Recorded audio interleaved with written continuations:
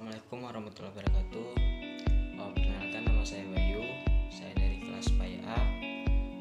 Di sini kami dari kelompok 9 akan menyampaikan materi tentang peradaban Islam pada masa dinasti Abbasiyah yang beranggotakan saya sendiri,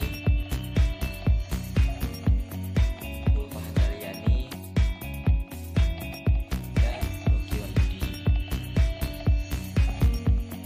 Langsung saja kita masuk kepada materi. Langsung saja, di sini saya akan membahas tentang pendiri dinasti Abbasiyah. Dinasti Abbasiyah yang memerintah setelah dinasti Umayyah adalah dinasti terlama dalam sejarah peradaban Islam. Sekitar lebih dari 5 abad, dinasti Abbasiyah juga mengantarkan Islam pada masa Golden Age-nya. Namun demikian, tidak dapatlah dipungkiri bahwa pemerintahan Abbasiyah merupakan pemerintah yang kompleks. Sekompleks-kompleksnya pemerintahan Abbasiyah, terdapat masalah politik yang memberontak, bahkan pembentukan dinasti-dinasti baru. Berdirinya dinasti Abbasiyah atas dasar kesuksesan meraih kekhalifahan dikarenakan kepiawaian mereka dalam melihat situasi dan kondisi. Abbasiyah berhasil mengumpulkan pendukung yang dari berbagai kalangan yang mayoritas merasa tersakiti oleh kebijakan Umayyah, baik bernuansa keagamaan Syiah atau dari kelompok Mawali yang merasa ditekan dengan adanya pungutan pajak. Berikut tokoh-tokoh yang berhasil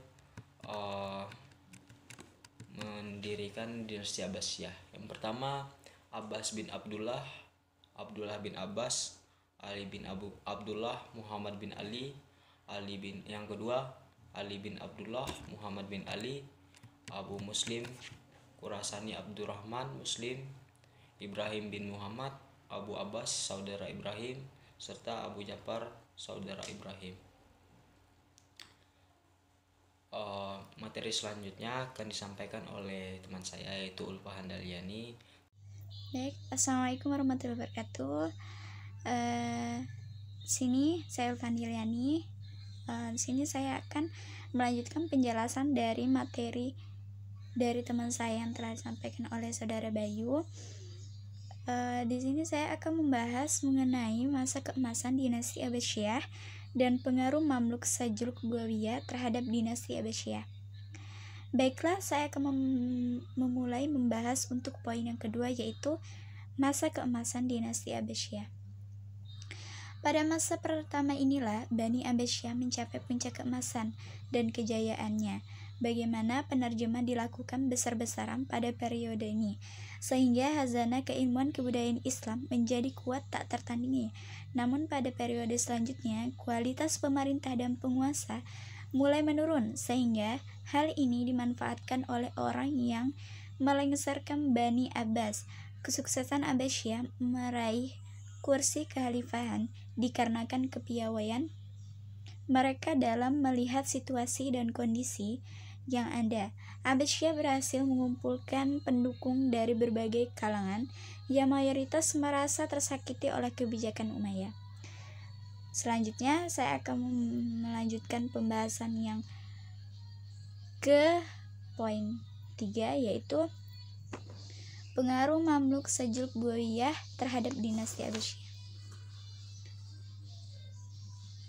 Pengaruh Mamluk. Tentara Mamluk membantu sekaligus menyulitkan kekhalifahan Abbasiyah karena berbagai kondisi yang ada di umat Islam. Saat itu pada akhirnya kekhalifahan ini hanya menjadi simbol, dan bahkan tentara Mamluk ini yang kemudian dikenal dengan Bani Mamalik berhasil berkuasa. Kemudian pengaruh Saljuk. Setelah jatuhnya kekuasaan Bani Buawiyah ke tangan Saljuk atau Salajikah Al-Kubro, posisi dan kedudukan Khalifah Abbasiyah sedikit lebih baik. Yang ketiga, pengaruh Buawiyah. Faktor lain yang menyebabkan peran politik Bani Abbas menurun adalah perebutan kekuasaan di pusat pemerintahan dengan membiarkan jabatan tetap dipegang Bani Abbas. Baik, sekian penjelasan dari saya. kemudian akan dilanjutkan oleh teman saya yaitu saudara Rocky Wahyudi. Wabillahi taufiq wal hidayah. Assalamualaikum warahmatullahi wabarakatuh. Assalamualaikum warahmatullahi wabarakatuh. Perkenalkan, nama saya Rocky Wahyudi. Saya dari kelompok ke-9. Baiklah, di sini saya akan menyampaikan atau menyimpulkan materi dari kelompok kami, yaitu materi tentang timbulnya perang salib dan pengaruhnya bagi dunia Islam. Dari materi yang telah saya temukan dari beberapa jurnal dan buku, bahwa timbulnya perang salib antara lain yaitu hilangnya kemerdekaan kaum Kristen untuk berziarah ke tanah suci Yerusalem. Menurut mereka, ketika Bani Fatimah menguasai tanah suci, umatnya diberi kebebasan yang seluas-luasnya. Namun, ketika Bani Saljuk mengambil alih kekuasaan pada tahun 1078 Masehi, kebebasan untuk berziarah ke tanah suci diperketat. Karena bahkan tertutup sama sekali. Dari kenyataan di atas dapat disimpulkan bahwa perang salib masih tetap bertahan, tetap dilancarkan dan terus berkembang dengan berbagai bentuk dan cara.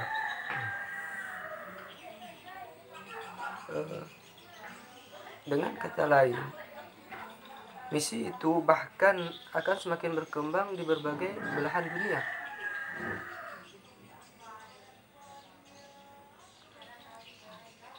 Adapun metode yang digunakan dalam perang salib ini, ketika perang salib yang dikenal dengan perang suci pada hakikatnya bukan hanya melepaskan diri dari tangan umat Islam semata, namun dibalik itu kaum Nasrani Eropa Barat mempunyai rencana untuk menjatuhkan negara Islam.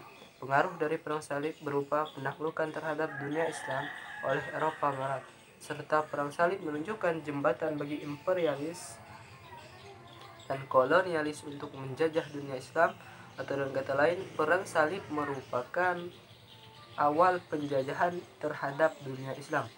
Baiklah, mungkin hanya itu yang bisa saya sampaikan mengenai perang salib ini. Saya mohon maaf ada jika kesalahan kata dalam saya menyampaikan materi ini. Yang baik datangnya dari Allah Subhanahu wa taala, yang buruk datangnya dari sendiri. Dari saya sendiri. Allahumma fiq ila aqwamit thariq. Assalamualaikum warahmatullahi wabarakatuh.